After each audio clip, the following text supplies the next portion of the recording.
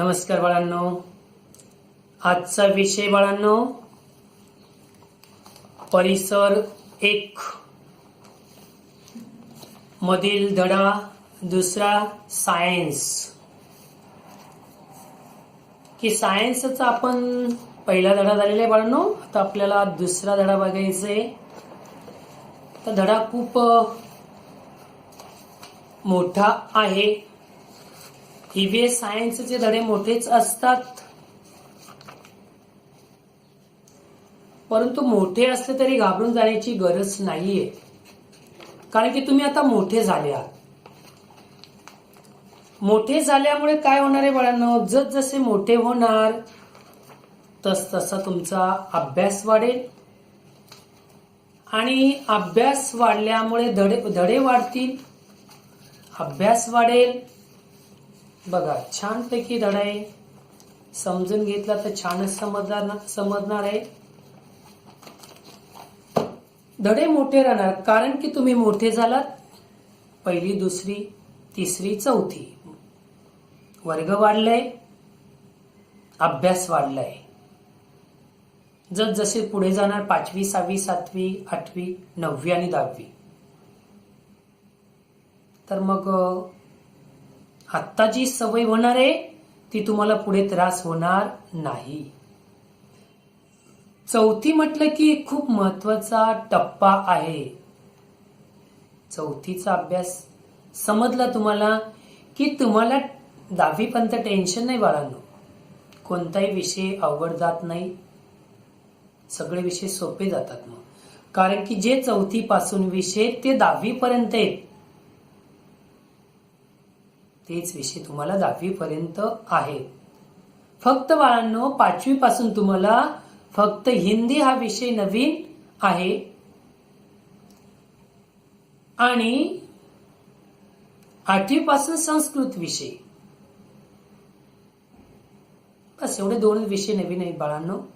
त्याच्यामुळे 4थीला सगळं काही समजलं की पुढे सगळं काही सोपंच आणि सोपं जाणार, हे मी तुम्हाला नक्कीच सांगतो. तर धडा दुसरा सांगितलं बाळांनो, मी तुम्हाला दाखवलाय धडा. तर धड्याचं नाव आहे the inter relationship between things. बघा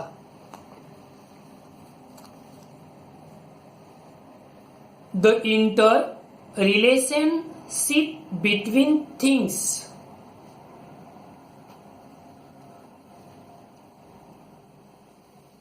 काय म्हटले या धड्यामध्ये की जे सजीव आहेत, प्राणी, पक्षी, झाडे, झुडपे वगैरे सर्व जे सजीव आहेत त्याविषयी त्यांचं परस्परांशी नाते कसे असते, त्याला आपण ऋणानुबंध म्हणतो, ते कसे ते याविषयी या धड्यामध्ये समजून सांगितलेलं आहे. धडा खूप मोठा आहे, काही हरकत नाही. पण तू झालं काय, बऱ्याच काही गोष्टी, ऍक्टिव्हिटीज, प्रयोग हे प्रत्यक्ष वर्गामध्ये करून दाखवावे लागतात, वर्गात सादर करावे लागतात, प्रात्यक्षिक घ्यावं लागतं. जसं दरवर्षी आपल्याला जुलैमध्ये आपलं प्रदर्शन होतं, विज्ञान प्रदर्शन. त्यामध्ये आपण बरेच प्रयोग घेतो. जे आजूबाजूला 4थी 5वीला जी मुलं गेलेली असतील त्यांना विचारलं तर ते तुम्हाला नक्कीच सांगतील की 4थीला कोणते प्रकल्प, विषय, प्रयोग होते. त्यांच्याकडून तुम्हाला खूप माहिती मिळेल. आणि छान प्रयोग झाले होते, छान प्रकल्पला, विज्ञान प्रदर्शनात खूप छान प्रयोग केलेले होते मुलांनी, सगळ्याच मुलांनी. ज्या मुलांनी भाग घेतला होता त्यांनी खूप सादरीकरण, माहिती खूप छान सांगितली होती, प्रयोग छान केले होते. विज्ञान विषय होता. प्रत्येक वर्गातून जे 4थीचे अ ब क ड तिन्ही वर्गांमधून छान मुलांनी प्रयोग सादरीकरण केले होते, प्रयोग तयार करून दाखवले होते, प्रात्यक्षिक करून दाखवले होते. परंतु त्याच्या आधी मात्र मी वर्गात प्रत्येक मुलाकडून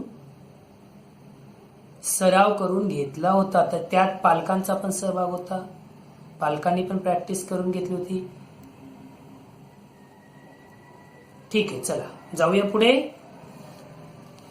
पर्याय नाही, आपण आपलं काम करूया, होईल तेवढं शक्य आपण करूया आणि पुढे जाऊया. धड्याचं नाव समजून सांगितलं तुम्हाला. सजीवांचे परस्परांशी नाते. सजीवांचे परस्परांशी नाते. The inter relationship between things. The inter relationship between things. बघा,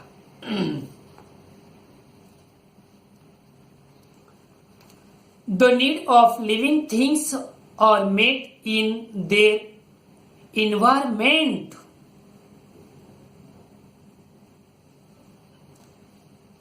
तर अशा पद्धतीने बघा,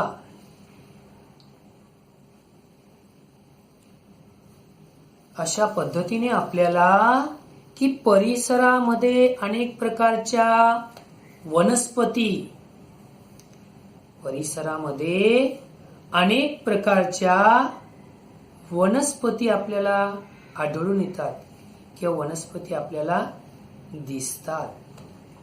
आणि त्या वनस्पती बघा, वेगवेगळ्या वनस्पती आहेत. ते पुस्तकामध्ये तुम्हाला त्यांची नावं दिलेलीच आहेत. आलं लक्षात? आणि ती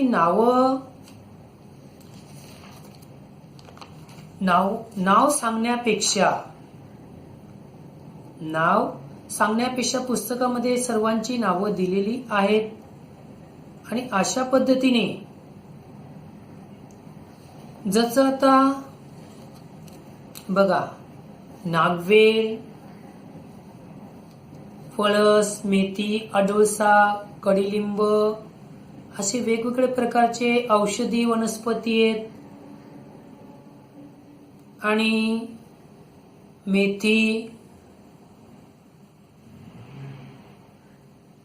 कढीलिंब म्हणजे ते कढीपत्त्याची पाने असतात बघा, मराठीमध्ये म्हणतो आपण. असे वेगवेगळ्या पदार्थचे कडुलिंब वगैरे असे वेगवेगळे पदार्थ औषधी वनस्पती असतात आणि ते आपल्याला उपयोगी पडतात. त्याविषयी किंवा त्या पानांचा आपल्याला उपयोग होतो याविषयी पण या धड्यामध्ये किंवा या चॅप्टरमध्ये सांगितलेलं आहे. ते आपण बघूया बाळांनो आता. The need of the living things are met in their environment. बघा, तर आता मी जे वाक्य सांगितलं त्यांचा तुम्हाला मराठीत अर्थ सांगतो मी, की सजीवांच्या गरजा ह्या, सजीव म्हणजे आपण सर्व, प्राणी, पक्षी, मानव जाती, प्राणी सर्वच आले. आपण पण प्राण्यांमध्येच मोडतो, नाही का? तर सजीवांच्या गरजा ह्या कुठून पूर्ण होतात? परिसरामधून पूर्ण होतात. समजलं बाळांनो मराठीमध्ये त्याचा अर्थ तुम्हाला? पुढे जाऊया.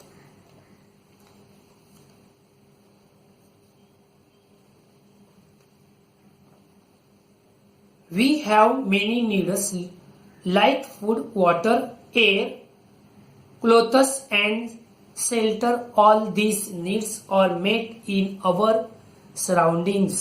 बघा, सराउंडिंग्स काय म्हटले त्यांनी? लक्षात घ्या की अशा पद्धतीने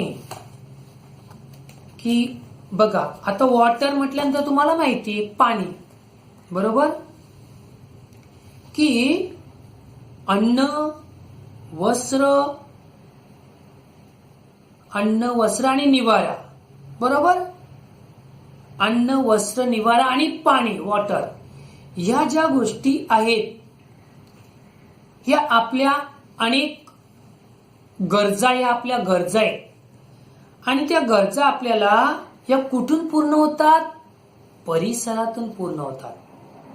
कुठून पूर्ण होतात? परिसरातून. मी आता प्रत्येक अर्थाचा तुम्हाला इंग्रजीतून शब्द आणि मराठीतून ट्रान्सलेशन सांगणार नाही बाळांनो, कारण की प्रत्येक ओळीमध्ये कमीत कमी 2 शब्द आहेत, त्याच्यामुळे खूप वेळ जातो. त्यासाठी मी तुम्हाला नवनीतची डिक्शनरी घ्यायला सांगितली. ते शब्दार्थ तुम्ही बघणार आहेत. ते शब्दार्थ आधी धड्याच्या आधी शब्दार्थ लिहिणार आहेत, मग धड्याचा स्वाध्याय लिहिणार आहेत. धड्याचं नाव घालायचं, डिक्शनरी मधून शब्दार्थ लिहायचे, ते वाचन करायचे 2 वेळा, त्याच्यानंतर मग स्वाध्याय लिहायचे, पुन्हा धडा वाचन करायचे. ओके, चला पुढे जाऊया. तर आता तुम्हाला सांगितलं मी, we have many needs like food, water, air, clothes and shelter. All this needs are made in our surroundings. तर अशा पद्धतीने अन्न, पाणी, हवा आणि निवारा अशा आपल्या अनेक गरजा असतात. त्या आपल्या गरजा परिसरातून पूर्ण होतात. पुढे जाऊया. इनफॅक्ट, अशा पद्धतीने इनफॅक्ट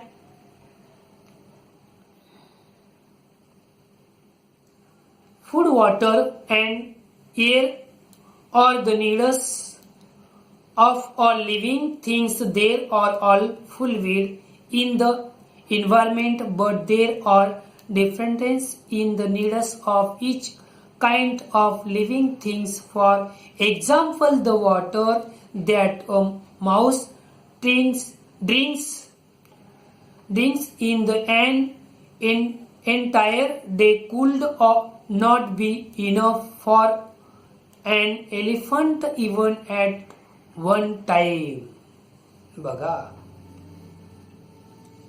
तर अशा पद्धतीने एवढंच नव्हे तर अन्न पाणी याविषयी मी तुम्हाला सांगितलेलं आहे की अन्न, पाणी, हवा या गरजा सर्व सजीवांच्या गरजा आहेत आणि त्या परिसरातून आपल्या त्या गरजा पूर्ण होतात. या प्रत्येक प्रकारच्या सजीवांमध्ये फारसा फरक नसतो. जसं माऊस म्हटले की माऊस म्हणजे उंदीर, उंदीर दिवसभरात जेवढे पाणी पितो, वॉटर, तेवढ्या पाण्याने बघा एलिफंट, हत्तीची एका वेळची ताणही भागणार नाही. कारण की हत्ती हा प्राणी मोठा आहे, एलिफंट, आणि लहानसा माऊस उंदीर, तो दिवसभरात काय 2 दिवसही पाणी पिईल, तेवढं हत्ती एका वेळेस पिणार तरी त्याची ताण भागणार नाही, वॉटर. तर अशा पद्धतीने इथपर्यंत समजलं. चला पुढे जाऊया.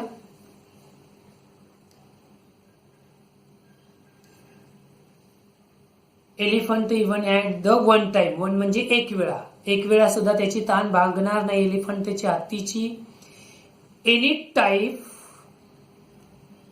Any type of living things will be found only ever all its needs are fulfilled.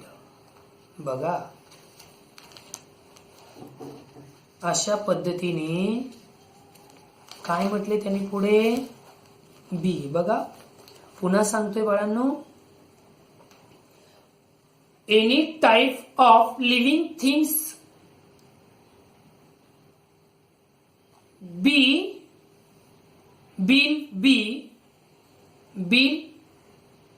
will be any type of living things will be found only where all its needs are fulfilled. बघा, प्रत्येक प्रकारच्या सजीवांच्या काही गरजा असतात. प्रत्येक प्रकारच्या सजीवांच्या गरजा जिथे पूर्ण होतात तिथेच ते सजीव आपल्याला आढळतात.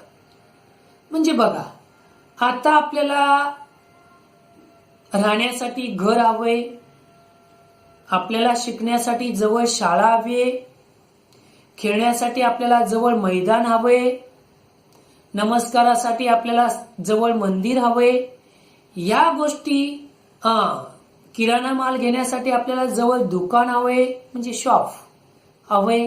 या सगळ्या गोष्टी जिथे असतील, भाजीपाल्यासाठी बाजारपेठ हवे, या सगळ्या गोष्टी ज्या परिसरात असतील अशा ठिकाणीच आपल्याला राहायला आवडते.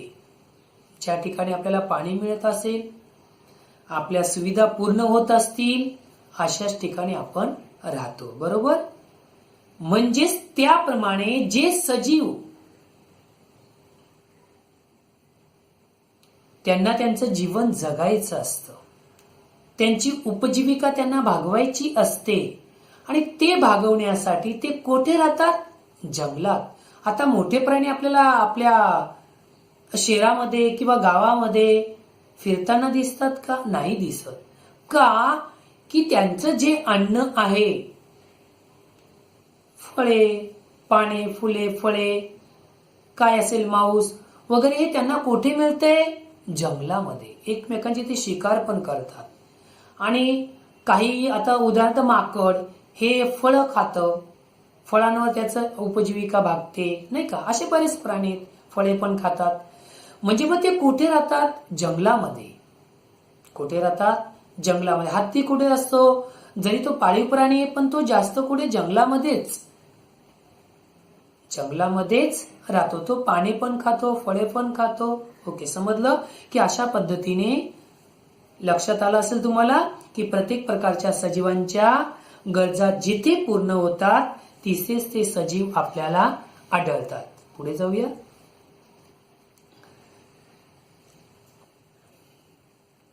Let us take the example of the tiger. A tiger has tips.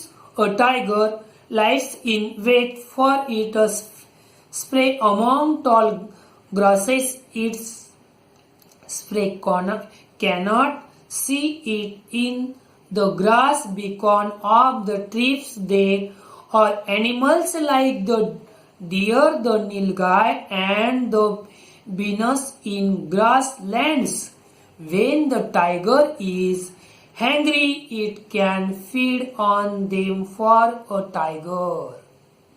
Tiger, वाघ. मी नव्हे, जंगलातला टायगर, वाघ. किंवा टीव्ही मध्ये बघता तुम्ही प्रत्यक्ष पण आपल्याला राणीचा बाग, नाही का? आपल्याला टायगर बघायला, वाघ बघायला तिथे बघितलं असेलच तुम्ही, असं आपण गृहीत धरूया. बघितला नसेल तर कधीतरी गेला तर नक्की बघा. राणीच्या बागेत वाघ आहे, हत्ती आहे, सगळे प्रकारचे प्राणी आहेत. अस्वल आहे, कोल्हा आहे, सगळे प्रकारचे माकड आहे, पक्षी आहेत, प्राणी आहेत, सगळे प्रकारचे प्राणी तुम्हाला तिथे बघायला मिळणार. हत्ती आहेत मोठे मोठे छानपैकी. तर टायगर इथपर्यंत समजलं. पुढे जाऊया. काय म्हटले त्यांनी की वाघाचे पहा ना तुम्ही, वाघाच्या अंगावर पट्टे असतात, बरोबर. आणि वाघ गवतात, काही वेळा तो गवतामध्ये सुद्धा लपून बसतो. एवढे म्हणजे जंगलामध्ये खूप मोठे मोठे गवत असतात.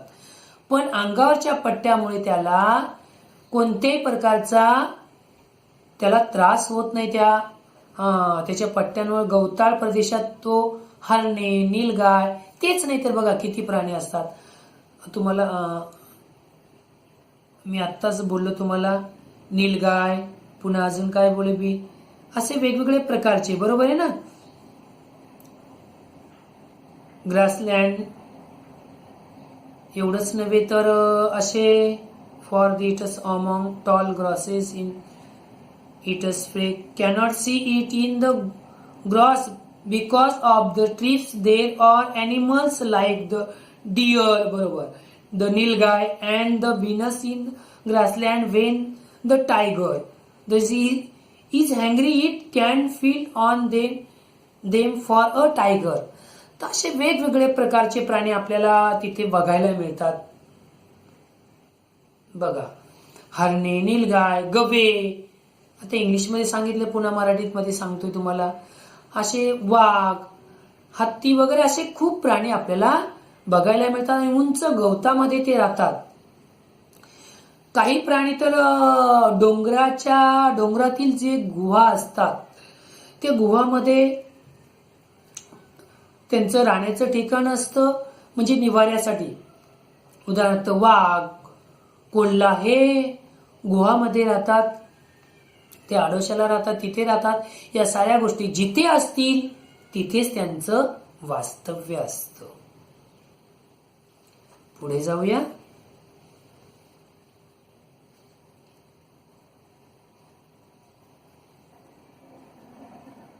There also needs to be the water hole nearby which tries of even in the summer there must also be dense vegetation, tall grasses or caves in hills or mountains in the area, so that the tiger can find shelter.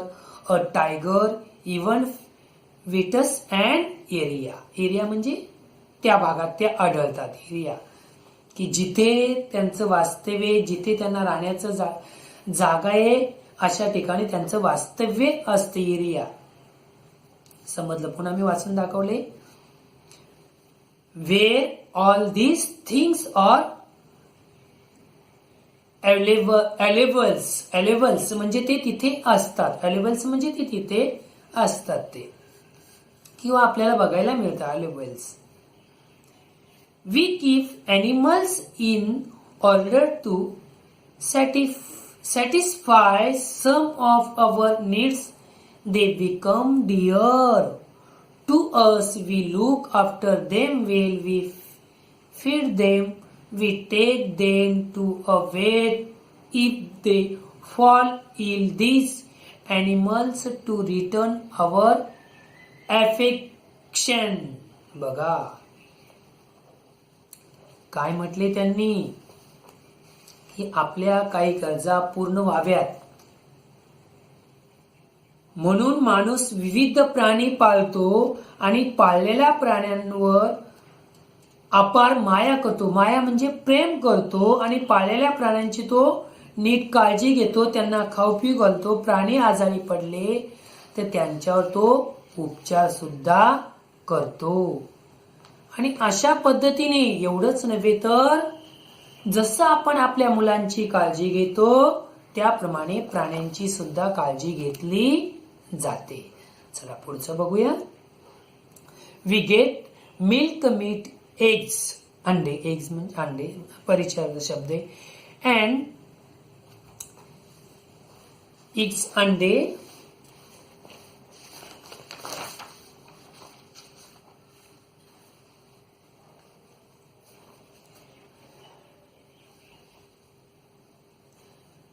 we get milk, meat, eggs and several other things from animals. Some animals are useful for carrying burdens or drawing carts. Domestic animals are also used to help with the heavy farm work in fields. Dogs guard our houses. Sheep gives us wool. बघा काय म्हटले त्यांनी, की या प्राण्यांकडूनही माणसाला अनेक गोष्टी मिळतात. मेंढीपासून लोकर मिळते. शीप मेंढी. काऊपासून दूध मिळते, गायीपासून. पुन्हा आपले डॉंकी, गाढवापासून ओझे वाहण्यासाठी प्राण्यांचा आपल्याला उपयोग होतो. कुत्रा घराची राखण करतो. हॅन, कोंबडी अंडी देते. बरेच प्राणी मांस देतात. एवढेच नव्हे, ऑक्स बैल, काऊ गाय, डॉग कुत्रा आणि शेतीच्या कष्टाची कामे. ऑक्स बैल शेतीच्या कष्टाची कामे हे. पुन्हा डॉंकी, एलिफंट हे अवजड कामे करतात शेतकऱ्यांची, शेतीची वगैरे. हॉर्स घोडा. त्याच्यामुळे मेंढीपासून आपल्याला सीप पासून लोकर मिळते. त्यामुळे आपण प्राणी पाळतो आणि अशा पद्धतीने पाळलेल्या प्राण्यांचा अतिशय आपण पाळलेल्या प्राण्यांना आपण अतिशय जीव लावतो, त्यांच्यावरती माया करतो, प्रेम करतो. समजलं बाळांनो इथपर्यंत? चला पुढे जाऊया. डू यू नो की अशा पद्धतीने काही गोष्टी असतात की आता तुम्हाला माहिती आहेत का? बघा, do you know, do you know की तुम्हाला काही माहिती आहे का? काही अशा गोष्टी असतात की त्या मी तुम्हाला सांगतो बाळांनो. Even the excreta of domestic animals is of use to women. Because the dung of cattle is made into dung cakes. They are combustible. They are used some places as fuel. It burns without smoke. Cattle dung is used for plastering mud houses. Manures made for cattle dung and sheep pellets are good for planters. Farmers use them for growing crops. तर अशा पद्धतीने काही त्यांनी महत्वाचे मुद्दे दिलेले आहेत. तर ते मुद्दे कसे आहेत बघा बाळांनो, मी तुम्हाला पुन्हा एक वेळा वाचून दाखवतो, लक्षात घ्या. Even the excreta of domestic animals is of use to women. Because the dung of cattle is made into dung cakes. They are combustible. They are used some places as fuel. It burns without smoke. Cattle dung is used for plastering mud houses. Manures made for cattle dung and sheep pellets are good for planters. की 5 मुद्दे दिलेले आहेत त्यांनी महत्वाचे, की पाळीव प्राण्यांची जी विष्ठा असते, विष्ठा म्हणजे जे खत, आपण त्याला शेणखत म्हणतो, विष्ठा असते ती सुद्धा माणसाला उपयोगी पडते, शेतीसाठी वगैरे, खतासाठी. एवढंच नव्हे, गाई म्हशींच्या शेणापासून वेगवेगळे गौऱ्या वगैरे आपण तयार करतो किंवा थापतात असे म्हणतो, आणि ते आपल्याला ज्वलनासाठी अतिशय उपयोगी पदार्थ आहे. आणि ग्रामीण भागात अनेक ठिकाणी या गोष्टी अजूनही करतात, की प्रत्येकाच्या घरीच गॅस सिलेंडर हा प्रकार आहे असं नाहीये. तर ग्रामीण भागामध्ये चुलीवरती स्वयंपाक केला जातो आणि लाकडांबरोबर या ज्या गौऱ्या थापलेल्या असतात त्यांचा ज्वलनासाठी वापर केला जातो. आणि एवढंच नव्हे, ते गाई म्हशींच्या शेणापासून गोबर गॅस तयार होतो. हा ज्वलनशील नावाचा वायू तयार करतो, त्याला आपण गोबर गॅस म्हणतो, आणि त्याचा ज्वलनात धूर होत नाही आणि तोही इंधन म्हणून आपण वापरतो. तसंच मातीची घरे लिंपण्यासाठी शेणाचा वापर करतो. ग्रामीण भागात, खेडेगावामध्ये गाई म्हशींच्या शेणापासून शेणखत, तर शेळ्या आणि मेंढ्या यांच्या लेंड्यांपासून लेंडी खत शेतकरी व शेतीसाठी, तुम्हाला सांगितलं, शेतीसाठी शेणखत वापरले जाते. समजलं बाळांनो? चला पुढे जाऊया. Just as we need animals, we need plants to give us food, grains, vegetables and foods. We love flowers too. We use them for many different purposes. We get flowers from plants. We also get cotton wool from plants to make cotton clothes. आता clothes तुम्हाला जो सुती कापड असतो त्याला म्हटलेलं आहे की माणसाला जशी प्राण्यांची गरज असते तशी वनस्पतीची सुद्धा असते. अन्नधान्य, भाजीपाला, फळबागा, तिथं म्हटलंय व्हेजिटेबल, शब्द गेलेले ते इंग्लिशमध्ये पुन्हा सांगत नाही. Fruits, vegetables. माणसाला जशी प्राण्यांची गरज असते तशी वनस्पतीची सुद्धा असते. अन्नधान्य, भाजीपाला, फळावर या गोष्टी माणसाला वनस्पतीपासूनच मिळतात. आणि माणसाला सुद्धा फुलांची खूप आवड असते. निरनिराळ्या कारणासाठी आपण फुले वापरतो, फ्लावर्स. फुले आपल्याला वनस्पतीपासूनच मिळतात. आणि कॉटन जे सुती कपडा असतो, क्लोथ्स, सुती कपड्यांसाठी लागणारा कापूसही आपल्याला वनस्पतीपासूनच मिळतो. समजला बरं? फ्लावर्स, फूल,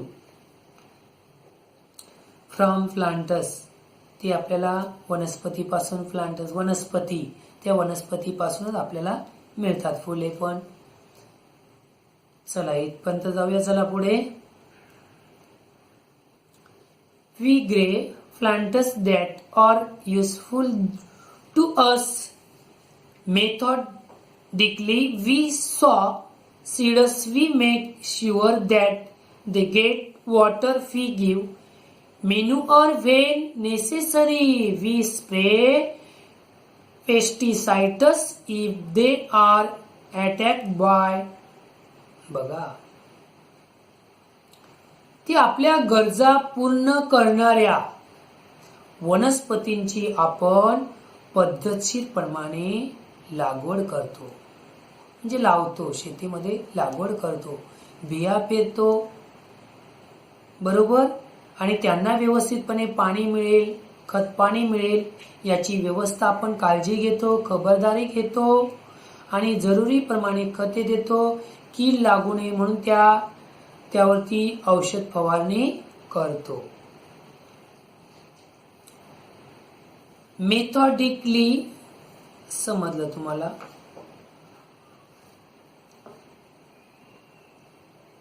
पुढे.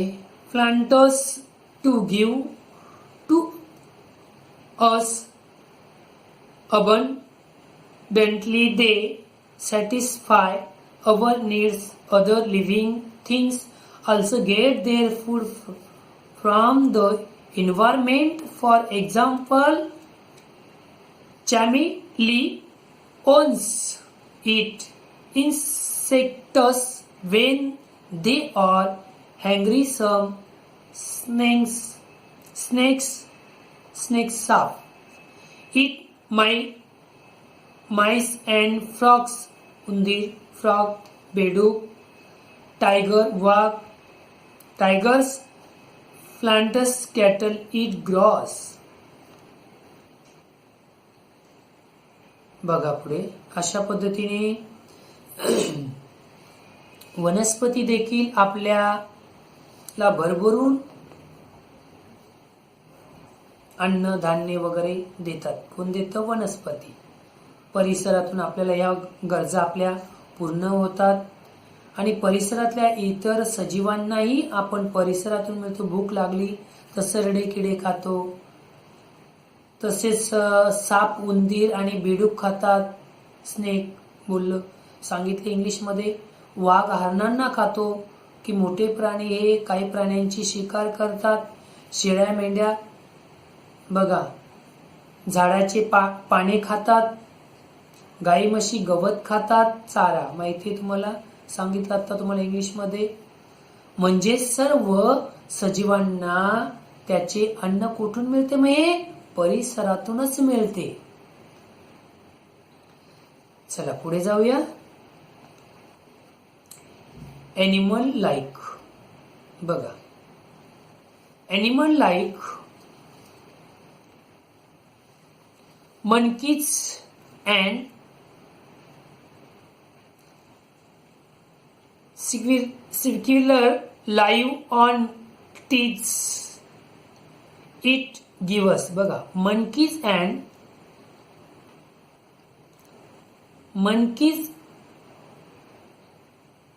animal like monkeys and circulars live on trees. Trees is बघा ट्रीज झाड. बरोबर.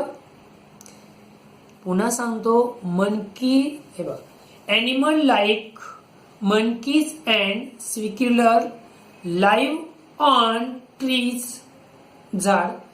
It gives them certain advantages.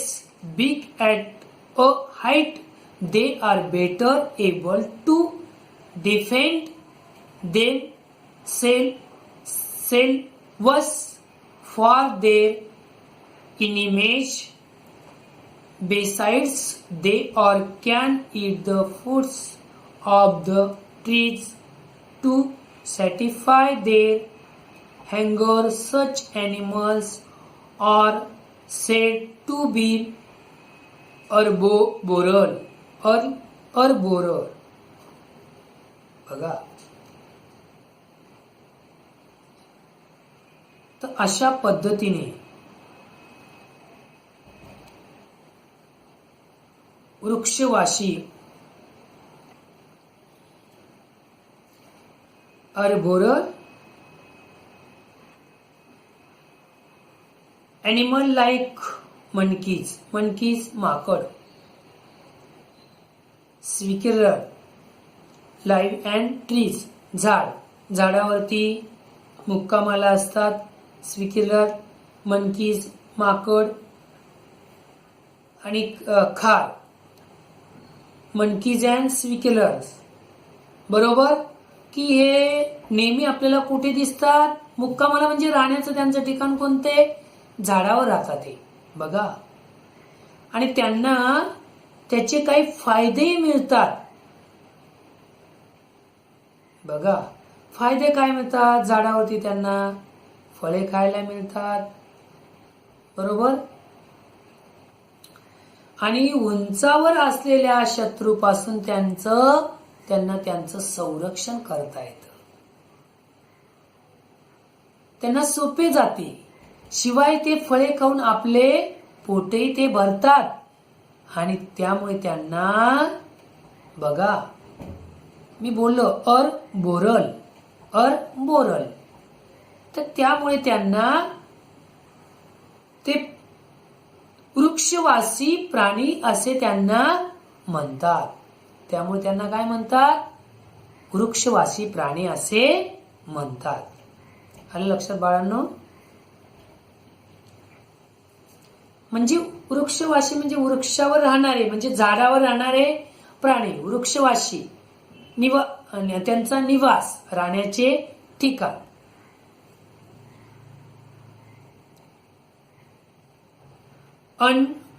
Unnavigated they help the tree hit huge support. They live as they move around here and there in the surroundings. They spread the seeds of the fruits they have eaten through their droppings. Because of these new trees grow in the different places, some types of birds to find trees useful for building their nests. Nets घरटे, जाळे. बघूया पुढे आता बाळांनो काय म्हटले की ज्या झाडांच्या आधाराने जे प्राणी कीटक जे जगतात त्या झाडांना न कळत ते मदती करतात. काय मदत करत असेल बघूया. वृक्षवल्ली प्राणी इकडे तिकडे फिरतात आणि त्यांच्या विष्ठेतून फळांच्या बिया खाली पडतात, परिसरात सगळीकडे पडतात. त्यामुळे तिथे नवीन झाडे तयार होतात किंवा नवीन झाडे उगतात, वनस्पती उगायला मदत होते. काही प्राण्यांच्या पक्ष्यांना झाडाचा उपयोग घरटीसाठी होतो, घरटी बनवण्यासाठी होतो किंवा घरटी बांधण्यासाठी प्राण्यांना या झाडांचा उपयोग होतो. चित्रामध्ये दाखवलेले चित्रामध्ये खारी दाखवलेले आहे झाडावरती, माकड दाखवलेत बाळांनो, पक्षी दाखवलेत, पक्ष्यांचे घरटे दाखवलेत. हे सगळं तुम्हाला बघायला मिळणार आहे. पुस्तक उघडलं की सगळं तुम्हाला समजणार आहे. इथपर्यंत समजलं बाळांनो. वृक्षवासी प्राणी समजलेले आहेत. पुढे जाऊया. आता काही गोष्टी अशा आहेत. एक उदाहरण आहे, एक म्हशीचं साधं उदाहरण आहे बघा की गवताळ जागेत म्हैस चरत असते आणि त्यावेळी तिच्या अंगावर बघा की कोणाचा उदरनिर्वाह म्हणजे कोणाला अन्न कुठे मिळणार.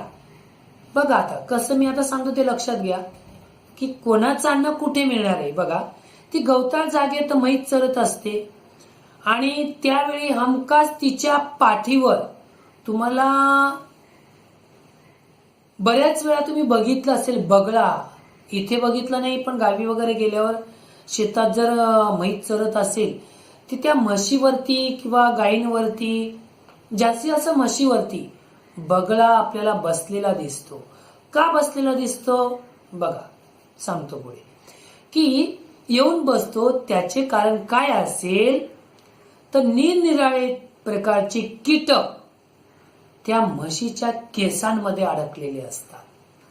चरताना ती म्हैस काय कुठे खाते कुठे झोपते अशी चरायला की तिथेच ती अशी कुठे अंग हे करते ती म्हणजे इकडून तिकडे अशी खाल्लं की एका जागेवर पडते, ती खाली बसली की पडते आणि त्यामुळे त्या अंगा केसांमध्ये ते कीटक सामावलेले असतात, बसलेले असतात, चिटकलेले असतात, केसांना लागलेले असतात आणि हे बगळ्याला माहिती असतं. त्यामुळे निरनिराळ्या प्रकारचे कीटक हे एका प्रकारच्या बगळ्याचे अन्न असते आणि गवतामध्ये खूप कीटक असतात. गवतामुळे बगळ्याला ते नीट दिसत नाही. त्यामुळे बगळा त्यांना पकडू शकत नाही. त्या गवतात म्हैस चरायला येते. चरता चरता ती पुढे जाण्यासाठी ती पाय पुढे टाकते. तिचा पाय जिथे पडतो तिथे आसपासचे कीटक घाबरून उडतात.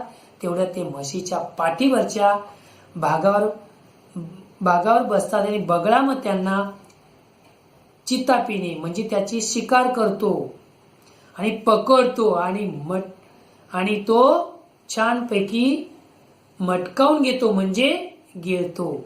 अशा पद्धतीने बघितलं नसेल तर गावी गेलात तर तुम्हाला लगेच सरांनी काय सांगितलं होतं, अरे हा बगळा दिसतोय म्हशीच्या अंगावर, आपण बघूया तो कशा पद्धतीचे त्याचे अन्न तो भक्षण करतो कीटकांना, हे तुम्हाला बघायला नक्की मिळणार. चला पुढे जाऊया.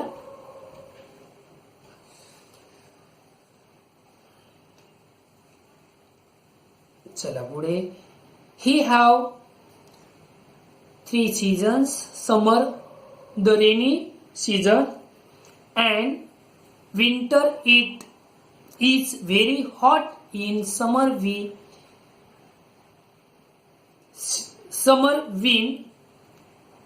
We wear cotton clothes and drink plenty of water. बघा काय म्हटलेले त्यांनी आता.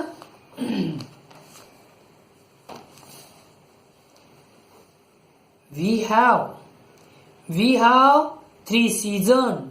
3 सीझन, उन्हाळा, पावसाळा, हिवाळा, हे आपल्याला माहिती आहे. Summer the rainy season and winter is very hot in. बघा, very hot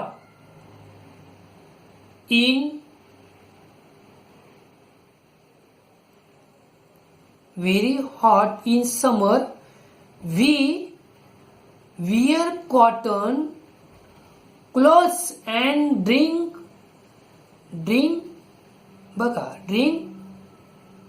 plenty of water. बघा की आपल्याकडे समर म्हटलं की ऋतू.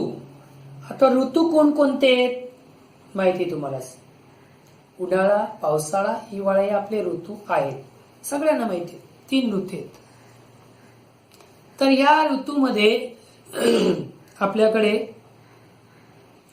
उन्हाळ्यात आपल्याला खूप सांगितलं इंग्लिशमध्ये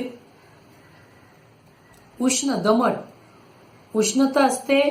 उन्हाळ्यामध्ये ऊन लागते आणि त्यासाठी आपण काय करतो मग, सुती कपडे वापरतो. कॉटन, नरम सुती कपडे वापरतो. क्लोथ्स तुम्हाला सांगितलं त्या पद्धतीने ते बारीक कपडे असतात, सुती कापड, नरम प्रकारचे, ते आपण वापरतो. आणि जास्त आपण काय पितो, पाणी पितो.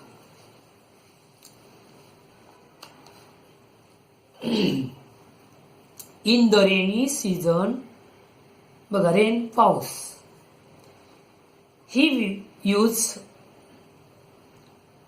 umbrellas and or different kinds of raincoat and hoods to advance getting wet in the rain.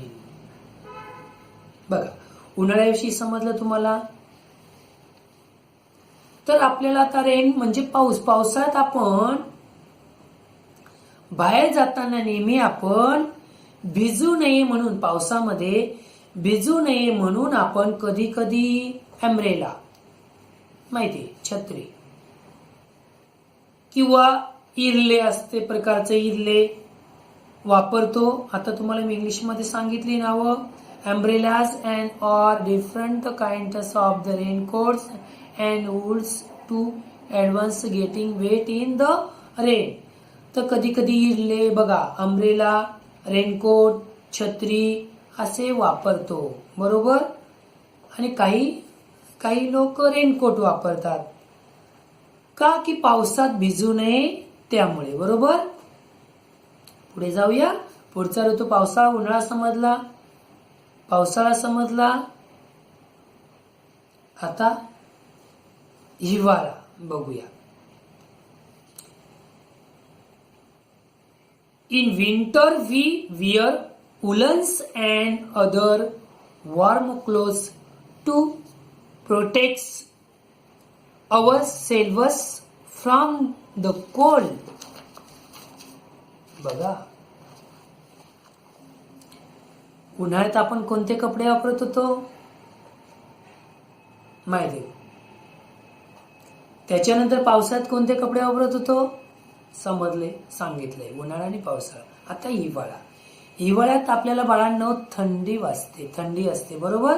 मग यासाठी आपण थंडी वाजू नये याकरिता आपण कोणते कपडे वापरतो, उष्णता मिळेल, थंडी वाजणार नाही असे आपण कपडे उन्हाळ्यात वापरतो.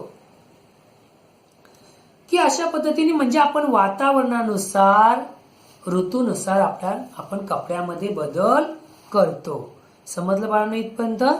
चला पुढे जाऊया.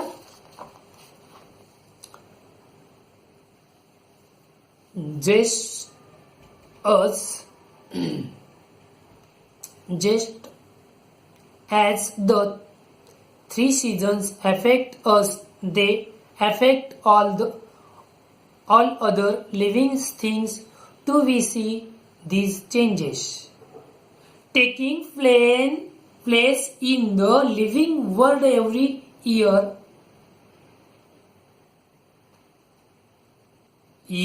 after year. बघा, एरवी year after year. तर अशा पद्धतीने माणसावर जसा तिन्ही ऋतूंचा, उन्हाळा, पावसाळा, हिवाळा, आपण सजीव आहोत, तसेच वनस्पती पण सजीव, प्राणी, पशु, पक्षी पण सजीव. आपल्यावर जसा परिणाम होतो, हिवाळा आला की थंडी वाजते, पावसाळा आले की पावसाळ्याचे संरक्षण होण्यासाठी रेनकोट वगैरे वापरतो, काय पण सांगितलं. उन्हाळा असेल, जास्त पाणी पितो, सुती कपडे वापरतो. त्याचप्रमाणे माणसावर जसा परिणाम होतो या ऋतूचा, तसा इतर सजीवांवरही होतो, वनस्पतीवर पण होतो आणि प्राण्यांवर पण होतो. ते सुद्धा त्यांची काळजी घेतात. जिथे थंडी वाजणार नाही अशा निवाऱ्याच्या ठिकाणी जाऊन बसतात, ऊब देणाऱ्या ठिकाणी. पावसाळ्यात जिथे जागा असेल झाडांखाली जातात. काही ज्यांची गुहा असते गुहामध्ये जातात. कडे, कपारी वगैरे अशा पद्धतीने स्वतःचं संरक्षण ते करतात बाळांनो. आणि ऋतूप्रमाणे सजीव सृष्टीत ऋतूप्रमाणे होणारे बदल दरवर्षी आपल्याला दिसतात. पोशाख तोच वापरतो, परंतु जे वातावरण आहे, वातावरणानुसार, ऋतूनुसार ते वातावरण आपल्याला, आपल्या शरीराला जाणवतं. आलं लक्षात? समजले इथपर्यंत?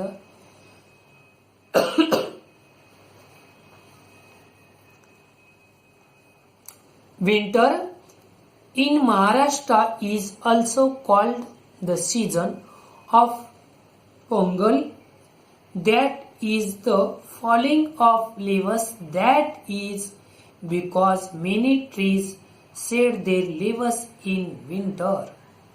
बघा की अशा पद्धतीने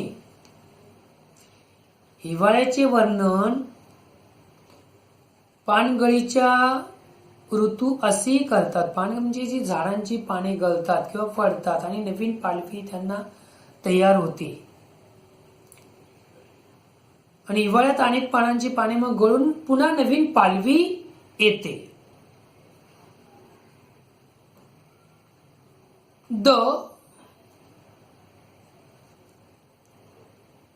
The coats of many furry animals become thicker in winter. This keeps them warm in the cold season. Such growth of hair is especially noticeable in animals like sheep and some types of goats and rabbits. Rabbit, ससा. बघूया. ज्या प्राण्यांच्या अंगावर केस असतात, ज्या प्राण्यांच्या अंगावर, animal, प्राणी, ज्या प्राण्यांच्या अंगावर केस असतात त्यापैकी अनेक प्राण्यांच्या अंगावरचे केस दाट होतात. त्यामुळे त्यांचे थंडीपासून काय होते? संरक्षण होते. ज्या प्राण्यांना खूप केस असतात, उदाहरणार्थ सीप, बरोबर, ससा, मेंढी, म्हैस वगैरे, काय असे, घोडा, की अशा ज्या प्राण्यांना जास्त केस असतील त्यांचं थंडीपासून काय होते? बचाव होतो, संरक्षण होतं, त्यांना थंडी कमी वाजते. त्यामुळे त्यांच्या थंडीपासून आपोआप रक्षण होते. मेंढ्या, काही प्रकारच्या शेळ्या, बघा शेळ्या म्हणजे बकरी, शेळ्या आणि काही प्रकारचे ससे यांच्यामध्ये तर ही वाढ डोळ्यात भरेल इतकी असते. हिवाळा सुरू असतानाच आंब्याला फुलोरा येऊ लागतो. त्याला आंब्याचा मोहर म्हणतो. बरं का, काय म्हणतो? आंब्याचा मोहर. बघा की the end of the winter is also the times of for, बघा, the mango, the end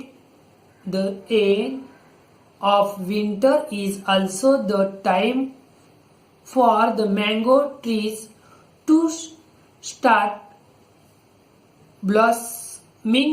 These blossoms are called more in Marathi. बघा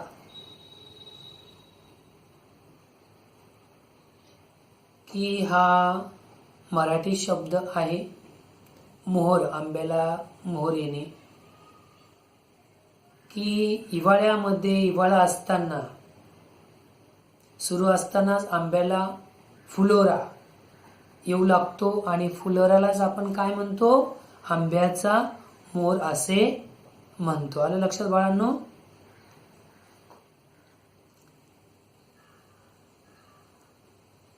at the close of the months महिने of February it becomes warmer, and by March we begin to feel the heat. It is time for summer. In this season many trees get new leaves. Forests appear to have taken on a copper color because these leaves are reddish and shiny. While they are tender, their color changes the green as the leaves grow bigger. The call of the quail is heard in many places. बघा, month महिने सांगितलं की February महिना, February म्हटले त्यांनी, February,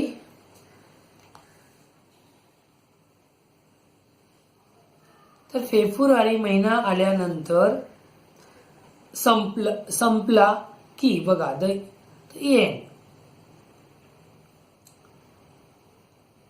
end म्हणजे February संपला, शेवट झाला की मार्च येतोय. सगळ्यांना माहितीये की फेब्रुवारी महिना संपत आला की थंडी कमी होऊ शकते, कमी होत जाते आणि मार्च महिना सुरू झाला की आपल्याला उष्णता जाणवते, उन्हाळा जाणवतो. म्हणजे हिवाळा संपून उन्हाळा सुरू होतो. या सुमाराला अनेक झाडांना नवीन पाने, पालवी येते, फुटते म्हणजे पालवी येते आणि रानावनात सगळीकडे तांबूस कलर्स, रंगाची नाजूक कोवळी पाने दिसू लागतात आणि पक्षी मंजूळ आवाजात काय त्यांचा आवाजही आपल्याला ऐकू येतो. In June, black clouds make their appearance. The rainy season is a short way away. By this time we begin to get jackfruits, jamun and करवंदास. बघा की उन्हाळ्यात बाजारामध्ये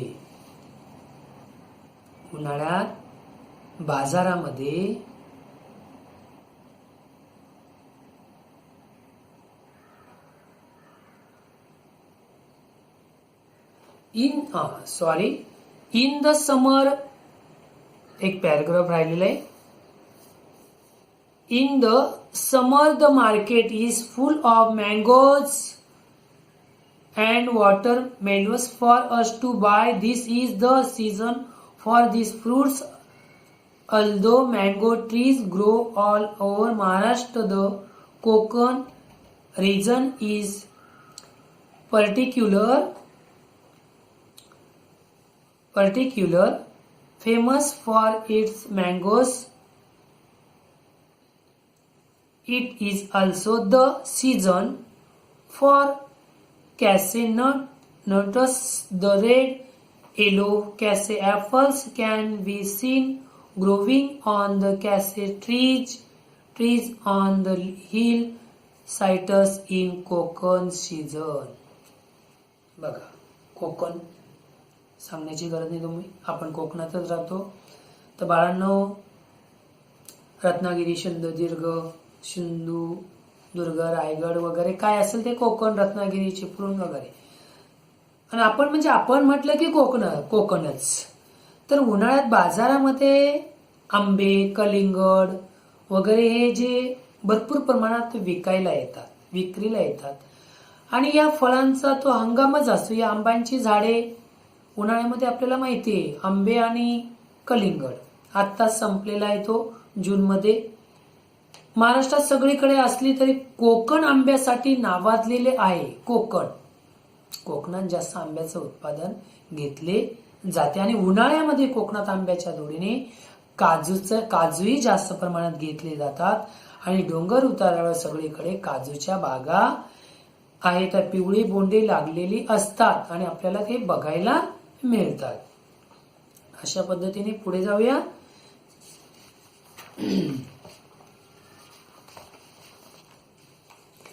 इन जून, आता नंतर जून महिना आलेले बाळांनो.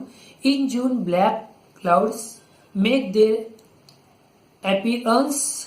The rainy season is a short way away. By this time we begin to get jackfruits, jamuns and करवंदास. बघा,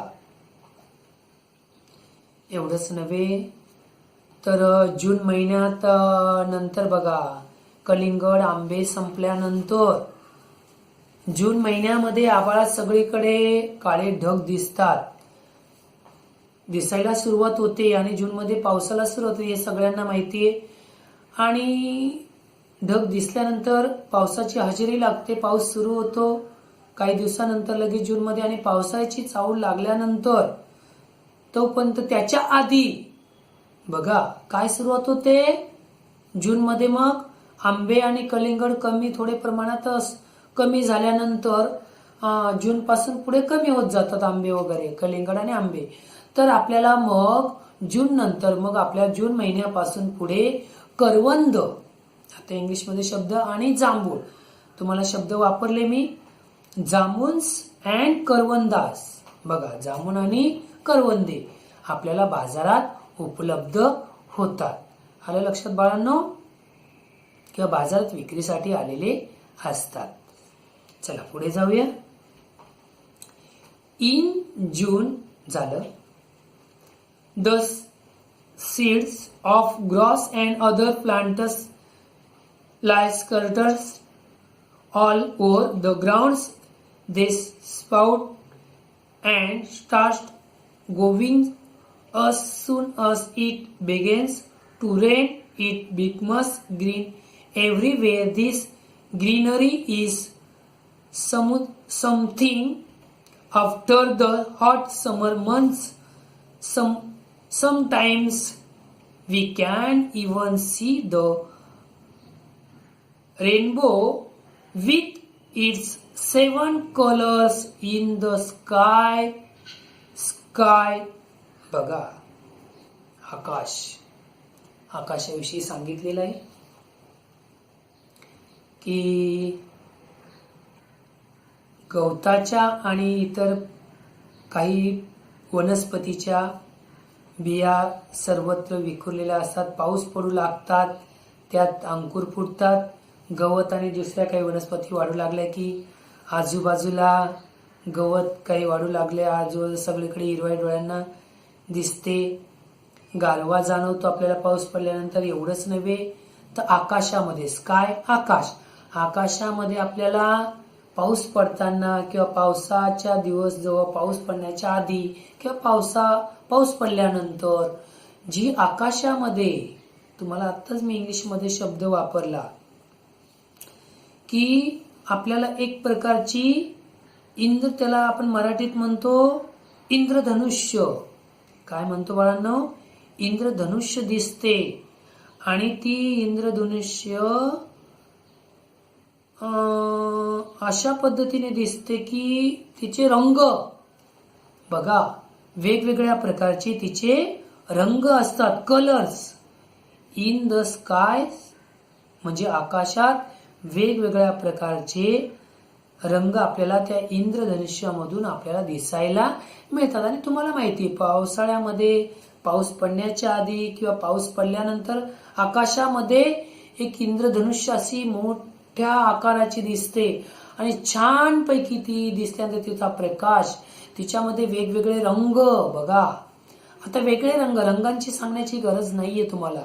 असे वेगवेगळे रंग आपल्याला बघायला मिळतात. त्याला आपण इंद्रधनुष्य असे म्हणतो. समजलं बाळांनो इथपर्यंत? The seeds of the grass म्हणजे गवत, बरोबर. अँड अदर प्लांटस वनस्पती lie scattered all over the ground they sprout and the start growing as soon as it begins to rain म्हणजे पावसाच्या दिवसात it becomes green हिरव्या. Everywhere this greenery is smoothing after the hot summer months. Sometimes we can even see the rainbow with its 7 colors in the sky. पुन्हा सांगितलं, पुन्हा वाचून दाखवलेले, आता नक्कीच लक्षात आलेलं असेल इंद्रधनुष्याबद्दल. गवताविषयी, गवतात पावसाळी वनस्पतीच्या बिया सर्वत्र काय वगैरे विखुरलेल्या असतात. पाऊस पडतात त्यांना नवीन अंकुर फुटतात, बरोबर. गवत आणि दुसऱ्या वनस्पती वाढू लागतात हळूहळू. आजूबाजू सगळीकडे मग हिरवळ दिसते आणि हिरवळ दिसल्यानंतर गारवा तयार होतो. कधी कधी इंद्रधनुष्य दिसते आणि इंद्रधनुष्याचे वेगवेगळे रंग आपल्याला बघायला मिळतात. बघा छान वातावरण असते संध्याकाळ. आणि इंद्रधनुष्य ही केव्हाही सायंकाळच्या वेळात असते. सप्तरंगी, किती रंगी? सप्तरंगी, 7 रंगांनी ते नटलेली असते बाळांनो. चला ओके, पुढे जाऊया. As it becomes wet everywhere, frogs appear. We also hear loud noise of frogs crying all together as the rainy ends. It is time for winter to make a comeback. बघा, come back. It gets colder and colder. This is not good for the frogs. They go deep under the ground for a long period of slumber which last for 7 or 8 months. स्लॅम्बर लक्षात घ्या बाळांनो शब्द जरा. तर अशा पद्धतीने बघा काय म्हटलेले बाळांनो की सगळीकडे वॉटर, सगळीकडे पाणी झालेले असते. आणि सगळीकडे पाऊस पडल्यानंतर पाणी झाल्यानंतर फ्रॉग, बेडूक, काही कीटक, काही बेडुकांचा ड्राव असा आवाज आपल्याला ऐकायला मिळतो. कधी कधी त्याची एकाच सुरात म्हणजे एका आवाजात अनेक बेडूक एकाच आवाजात त्यांचा आवाज आपल्याला ऐकायला मिळतो किंवा आपल्या कानी पडतो आपल्याला. आणि तो आवाज ऐकायला छान वाटतो बाळांनो. जास्तीत जास्त पहिला पाऊस जेव्हा पडतो खूप, तेव्हा मात्र जास्त आवाज आपल्याला ऐकायला येतो. आणि पावसाळा पुन्हा संपला की थंडीचा मोसम येतो आणि थंडीचा कडाका वाढतो. त्याचा बेडकांना मात्र त्रास होतो. आणि ते जमिनीत मग काय करतात बघा, खोलवर अशा बोगदे करून किंवा खड्डा करून ते त्या खोलवर जागी जाऊन ते निवारा तयार करून झोप घेतात आणि ती त्यांची झोप 7 ते 8 महिने चालते. बघा, 7 ते 8 मंथ्स म्हटलं मी तुम्हाला, 7 ते 8 मंथ्स, 8 महिने चालते. आणि अशा पद्धतीने समजले इथपर्यंत. पुढे जाऊया. we depend on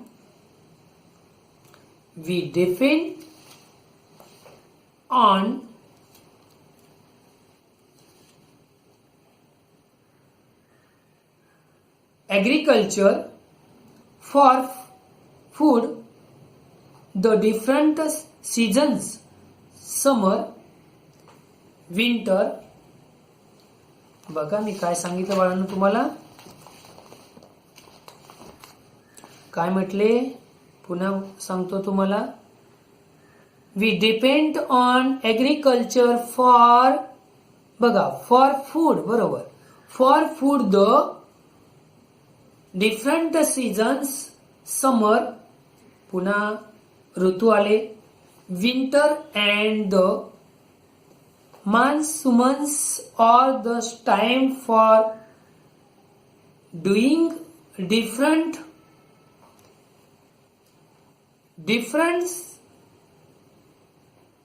things in the filters. बघा, अशा पद्धतीने डिफरंट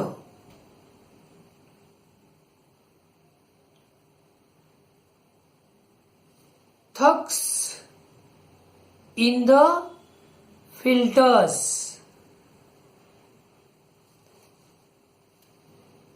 आलं लक्षात बाळांनो? तर त्यांनी काय म्हटले की आपण अन्नासाठी शेतीवर अवलंबून असतो. अन्नासाठी शेतीवर अवलंबून असतो. ऍग्रिकल्चर शेतीवर अवलंबून असतो आणि त्यासाठी आपण, पुन्हा मी सांगतो तुम्हाला एक वेळा, पुन्हा लक्षात घ्या, अशा पद्धतीने डिफरंट सीझन, बरोबर आहे ना, ठीक आहे, ओके. बघा पुन्हा लक्षात घ्या तुम्ही. We depend on agriculture for food, the different seasons, summer, winter, and the monsoons are the time for doing different thus in the filters. समजलं असेल काय म्हटले? आपण अन्नासाठी शेतीवर अवलंबून असतो आणि ह्या मोसमामध्ये म्हणजे पावसाळा, समर, उन्हाळा, पावसाळा या वातावरणानुसार आपण पिकं घेतो पाऊस पडल्यावर. आणि ते पावसाळा, उन्हाळा, हिवाळा या ऋतूमध्ये शेतीची ठराविक वेळी कामं केली जातात आणि कामं केल्यानंतर शेतामध्ये पाऊस पडल्यानंतर शेतीची मशागत केल्यानंतर बी पेरले जाते आणि त्याच्यातून आपल्याला उत्पन्न तयार होते. त्याच्यामुळे आपले हे सगळं अन्नासाठी आपण शेतीवर आपण अवलंबून असतो. आलं लक्षात की आपलं जे आपलं उपजीविका आहे, जे रोजचं आपलं दैनंदिन जे व्यवहार चालतात किंवा आपले जे आपण दैनंदिन जीवन जे जगतो शेतीवरती, ते त्याची उपजीविका आपण आपल्या शेतीच्या उत्पन्नावरच आधारित आपले जीवन अवलंबून असते. आपला उदरनिर्वाह होतो. आलं लक्षात? आणि त्यासाठी आपल्याला ठराविक वेळी ती शेतीची कामे करावी लागतात. तेव्हाच आपल्याला उत्पन्न, भरघोस प्रमाणात उत्पन्न मिळते. समजलं बाळांनो इथपर्यंत? अशा पद्धतीने आपण आता एवढं आपला 1 तासापेक्षाही जास्त मोठा धडा आहे. वर्गात तर खूप वेळ, आठवडा निघून जातो धडा शिकवण्यासाठी, पण पर्याय नाही बाळांनो. रोज आपण एक पेज चॅप्टर घेत असतो, पण आता नाईलाज आहे, पर्याय नाही. तरी आपला कमीत कमी तर 70 ते 75 मिनिटाचा आपला हा धडा आहे. आलं लक्षात? तर अशा पद्धतीने बघा, आतापर्यंत आपण या धड्यामध्ये काय समजून घेतलं आहे त्याविषयी मी तुम्हाला पुन्हा थोडक्यात सांगणार आहे. तर अशा पद्धतीने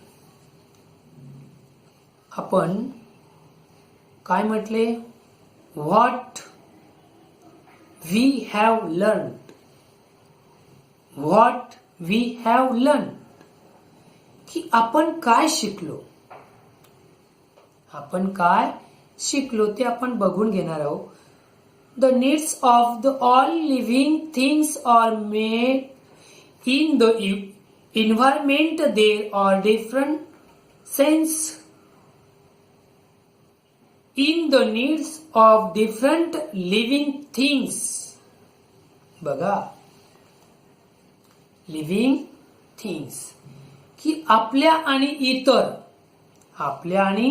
इतर सर्व सजीवांच्या गरजा परिसरातून पूर्ण होतात. कुठून पूर्ण होतात? परिसरामधून पूर्ण होतात. आणि प्रत्येक प्रकारच्या सजीवांच्या गरजा निरनिराळ्या असतात. कशा असतात? निरनिराळ्या असतात. Second, some arboreal animals like monkeys and squirrel. बघा, मंकीज माकड आणि खारीविषयी मी तुम्हाला सांगितलंय. स्क्विरल्स बघा, monkeys and squirrels live in the tree झाड and feed on them their droppings help trees to grow in new places. Some birds build their nests in trees. बघा, नेस्ट घरटे. माकड आणि खार किंवा खारी म्हणतो आपण. अनेक खूप माकडे आणि खारी हे वृक्षवल्ली प्राणी आहेत. हे तुम्हाला मी आधीच सांगितलं. आणि त्यांना झाडामुळे निवारा मिळतो, राहण्यासाठी त्यांना निवारा मिळतो. राहण्यासाठी त्यांचं ते घर आहे. त्यांना आधार मिळतो, त्यांना अन्न मिळते झाडापासून. आणि त्यांच्या ज्या बिया आहेत, खाल्लेले जे फळ वगैरे असतात, त्यांच्या विष्ठेद्वारे त्या पडतात आणि पुन्हा तिथे नवीन झाडे तयार होतात. सर्वत्र त्या बिया पसरतात त्यांच्या विष्ठेद्वारे आणि त्यामुळे नवीन झाडे तयार होतात, उगवतात. आणि काही पक्ष्यांना घरटी बांधण्यासाठी या ट्री म्हणजे झाडाचा उपयोग होतो बाळांनो. Next, each type of living things thrives where all its needs are fulfilled. For example, tigers live in grasslands and aquatic plants live in water. प्रत्येक प्रकारच्या सजीवांच्या गरजा जिथे पूर्ण होतात, तुम्हाला मी आधीच सांगितलं, ते तिथेच राहतात. कोण कुठे राहतो हे मी तुम्हाला आधीच शिकवताना सांगितलं. ते तिथेच राहतात, तिथेच ते सजीव प्राणी आढळतात, दुसरीकडे राहत नाही. जिथे त्यांची उपजीविका, खाणे पिणे, उदाहरणार्थ पाणी खाण्यासाठी, मांस फळे वगैरे जिथे असेल अशा ठिकाणीच ते राहतात. तुम्हाला माणसांचं म्हणून उदाहरण दिले मी शिकवताना आणि प्राण्यांचं पण दिलेलं आहे. जसं आता वाघाच्या गरजा गवताळ प्रदेशात पूर्ण होतात म्हणून वाघ गवताळ प्रदेशात राहतो. जी वनस्पती पान वनस्पती नाही ती पाणथळ जागी तग धरत नाही. तर अशा पद्धतीने माकड ही झाडावर राहतात कारण की तिथे त्यांना खायला मिळते. त्यांना त्यांचं घर आहे, राहण्याची जागा तिथे त्यांना मिळते.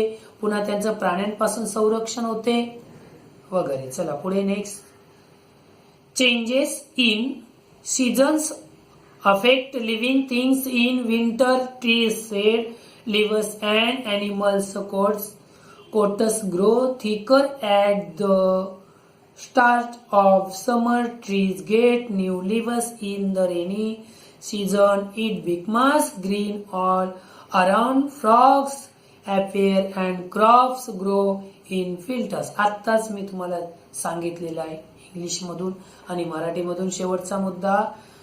बाळांनो, पुन्हा इंग्लिशमध्ये पुन्हा सांगत नाही, पुन्हा तेच लक्षात आलं असेल. आत्ताच मी तुम्हाला सांगितलं की ऋतुमानातल्या बदलाचा परिणाम सजीवांवर होत असतो. उन्हाळा असेल तर कोणते कपडे वापरतात, पावसाळा असेल कोणते वापरतात, हिवाळा असेल कोणते वापरतात.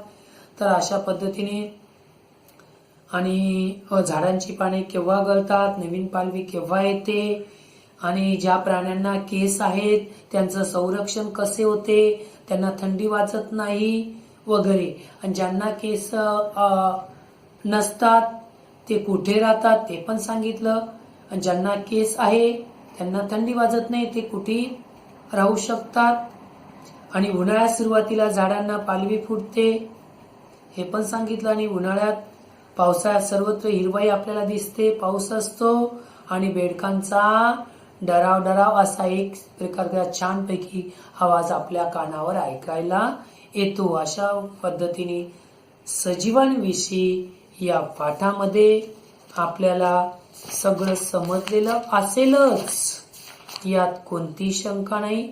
आणि सजीवांचे परस्परांशी कसे नाते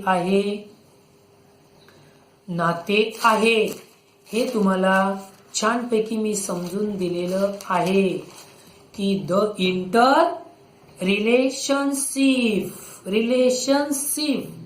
नाते संबंध कसे आहे, the inter relationship between things की परस्परांशी सजीवांचे नाते कसे, याविषयी या धड्यामध्ये आपल्याला समजून दिलेलं आहे.